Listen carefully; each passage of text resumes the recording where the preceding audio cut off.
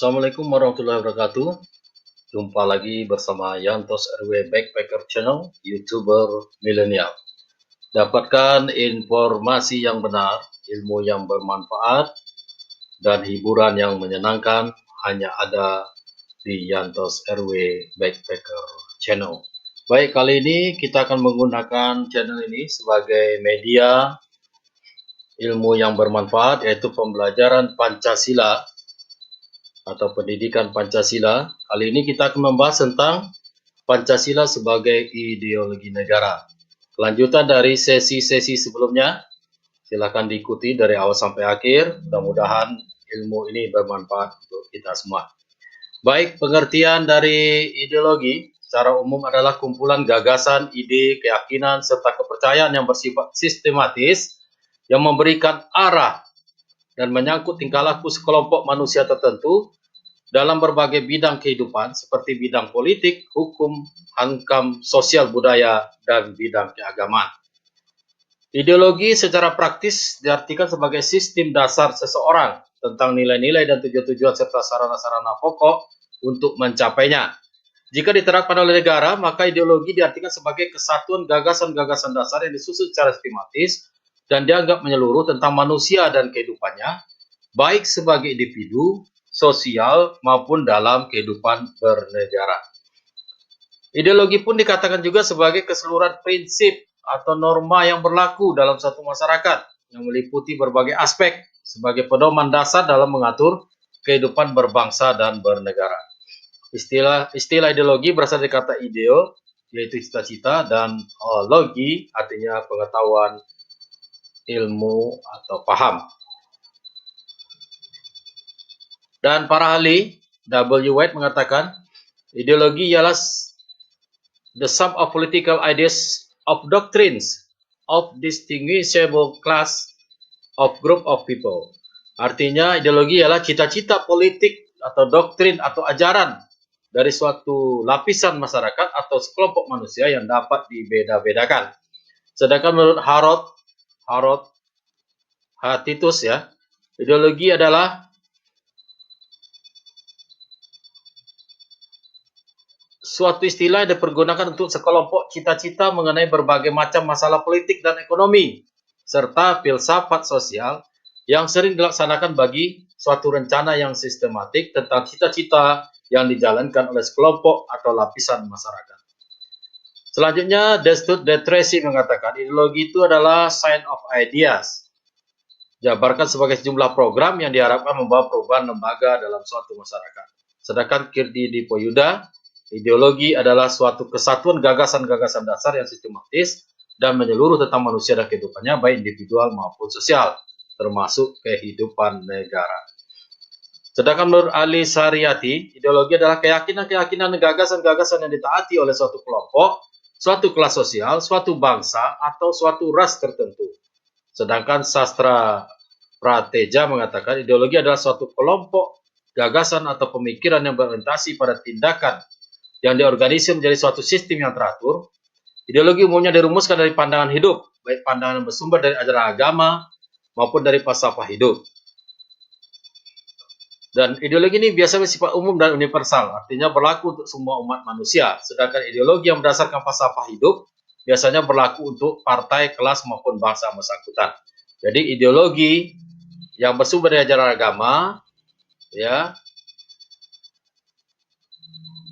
biasanya bersifat umum dan universal, artinya berlaku untuk semua manusia. Tapi sedang ideologi yang berdasarkan falsafah itu berlaku untuk partai, kelas, maupun bangsa yang bersangkutan, sehingga berlaku lokal atau untuk kelompok bangsa itu sendiri. Adapun unsur-unsur dari ideologi menurut Unto Wibisono, yaitu pertama keyakinan. Unsur dari ideologi yaitu keyakinan, yaitu setiap ideologi selalu menunjukkan gagasan vital yang sudah yakini kebenarannya untuk dijadikan dasar dan art strategik bagi tercapainya tujuan yang telah ditentukan. Yang kedua unsurnya adalah mitos, yaitu konsep ideologi selalu memitoskan suatu ajaran yang secara optimal dan pasti, yang menjamin tercapainya suatu tujuan melalui cara-cara yang telah ditentukan.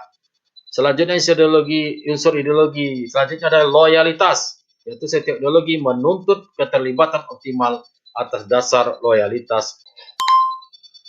Selanjutnya unsur-unsur ideologi menurut sastra Pateja. Yang pertama adalah interpretasi, yaitu adanya suatu penafsiran terhadap kenyataan dan realitas. Yang kedua adalah preskripsi, yaitu setiap ideologi membuat seperangkat nilai atau suatu ketentuan moral. Yang ketiga adalah program aksi, yaitu ideologi membuat suatu orientasi pada tindakan. Dengan memperhatikan pengertian dan unsur-unsur ideologi, dapat dikatakan bahwa semua komponen itu adalah pandangan hidup yang sudah disertai dengan cara yang digunakan untuk mencapai tujuan yang dicita-citakan dan sudah menjadi milik kelompok atau bangsa tertentu. Kemudian adanya sekelompok cita-cita mengenai berbagai macam masalah politik dan ekonomi, serta filsafat sosial yang sering dilaksanakan bagi suatu rencana yang sistematis tentang cita-cita yang dijalankan oleh sekelompok atau lapisan masyarakat. Selanjutnya,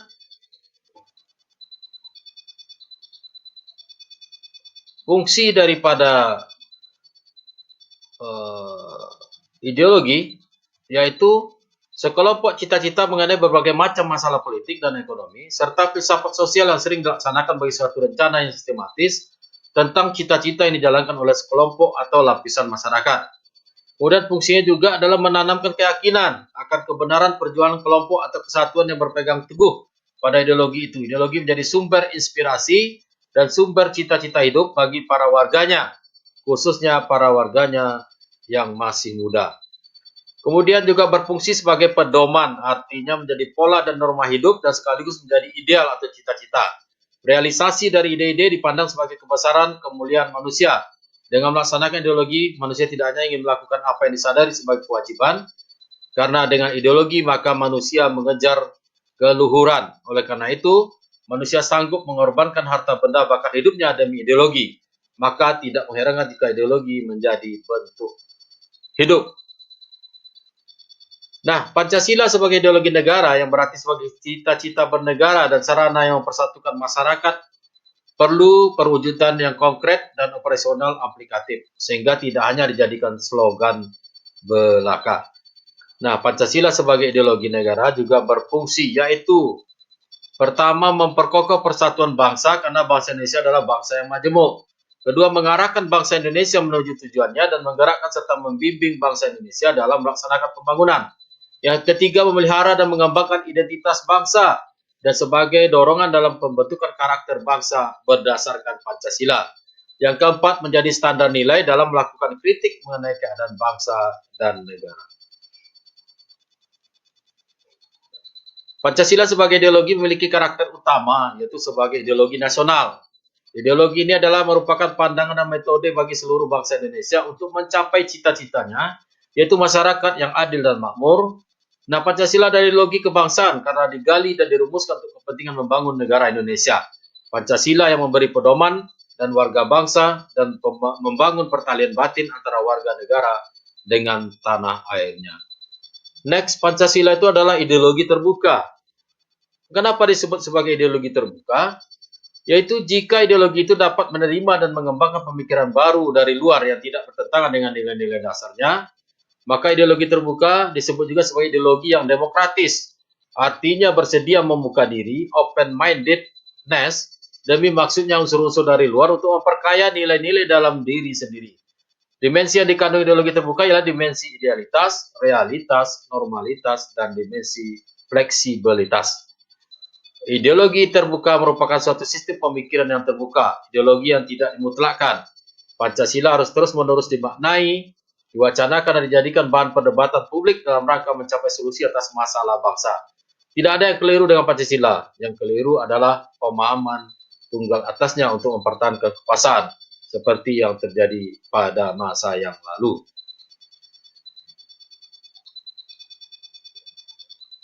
Pancasila merupakan jati diri bangsa.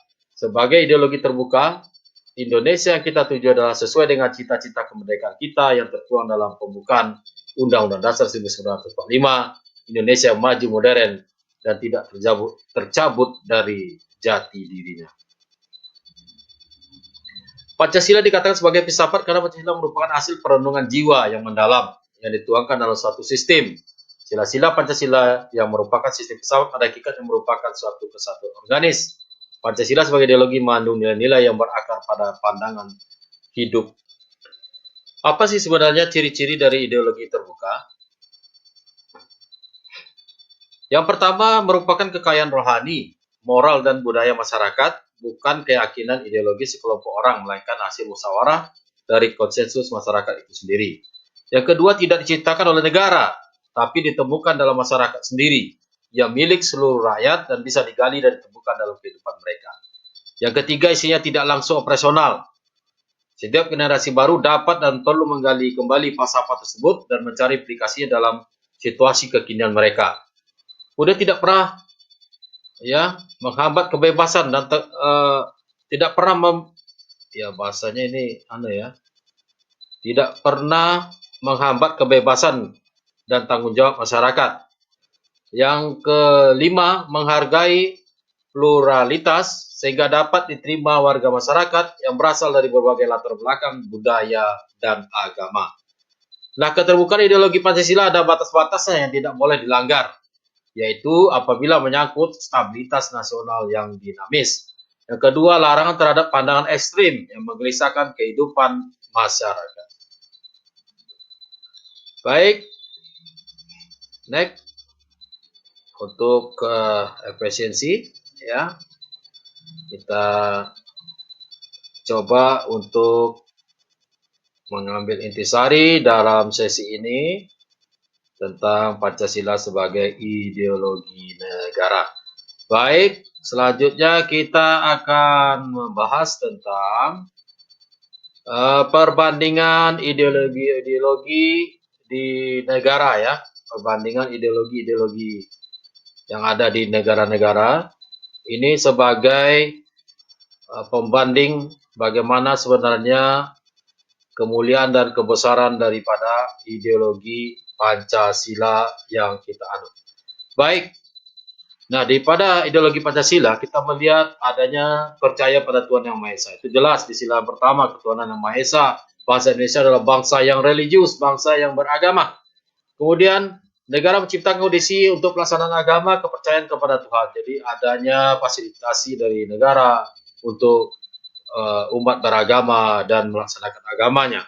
Kemudian manusia itu adalah monodualis. Jadi kehidupan manusia di Indonesia itu adalah kehidupan manusia individu dan juga sekaligus hidup bermasyarakat sosial.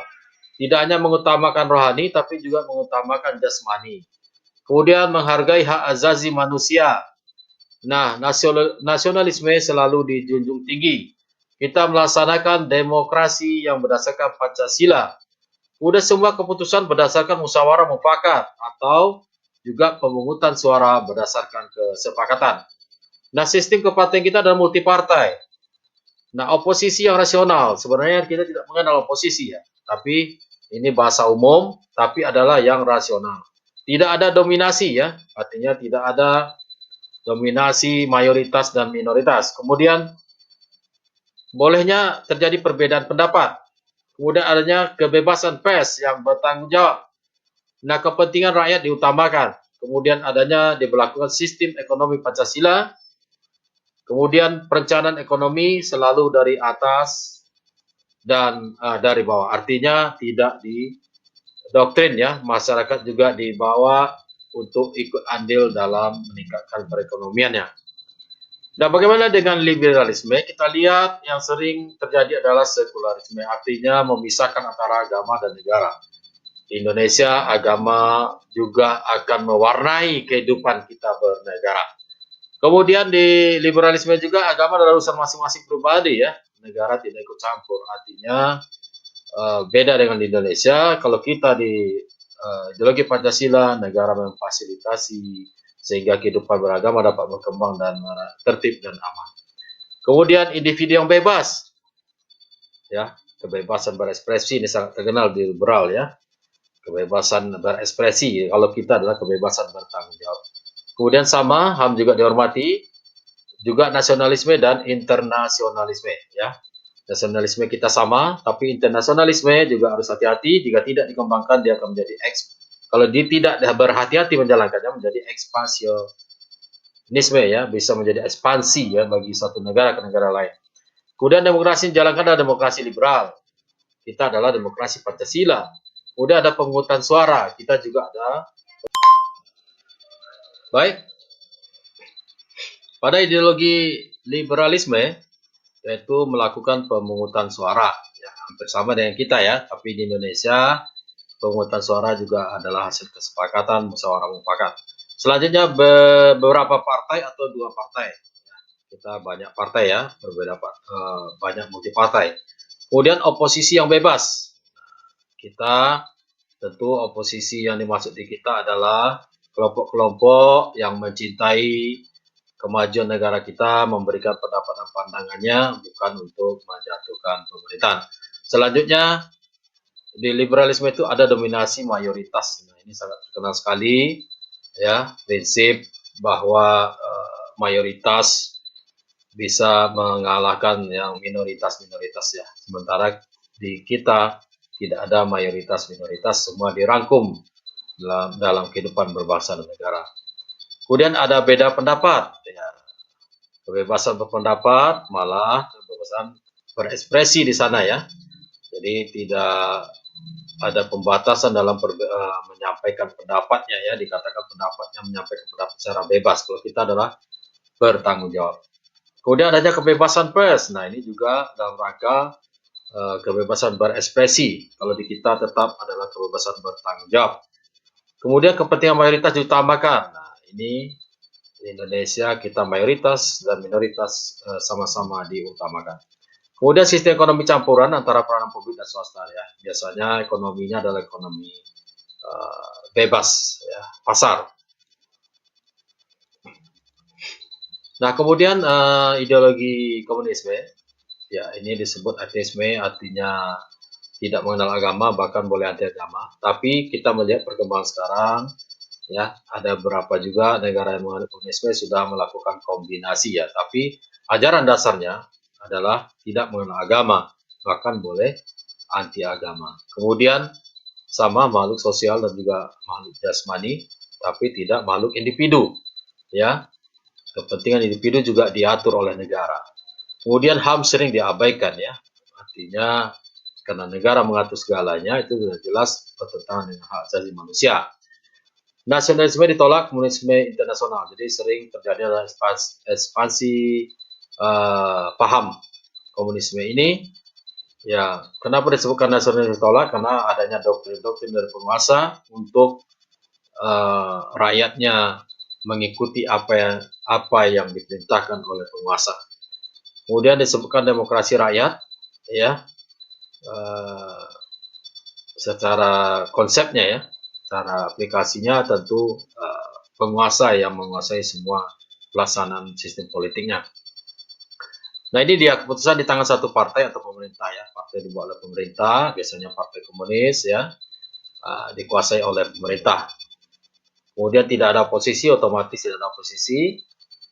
Kemudian dominasi partai tunggal, tidak ada perbedaan pendapat, penyampaian pendapat ya, semua diatur dari atas, dari penguasa kepada rakyatnya.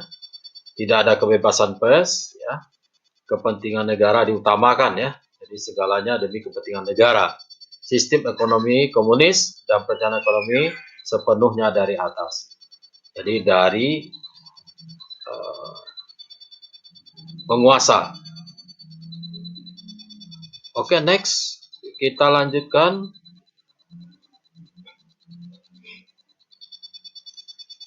Oke, saya rasa cukup ya untuk pembahasan Pancasila sebagai ideologi negara.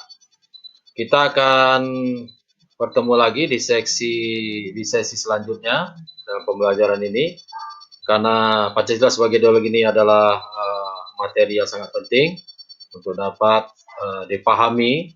Silakan ditonton kembali dari awal sampai akhir. Dan juga mudah-mudahan apa yang disampaikan ini bisa bermanfaat. Tetap berada di channel kesayangan Yantos RW Backpacker Channel sebagai media ilmu yang bermanfaat. Jangan lupa selalu diberi subscribe-nya, like, and comment. Jadikan channel ini ya channel yang interaktif, ya, berdiskusi, menjawab, memberikan kesimpulan di komen-komennya. Dan jangan lupa juga di-share kepada orang-orang agar Anda selain mendapatkan ilmu juga mendapatkan amal sebagai bagian dari edukasi pembelajaran Pancasila kepada masyarakat. Demikian mudah-mudahan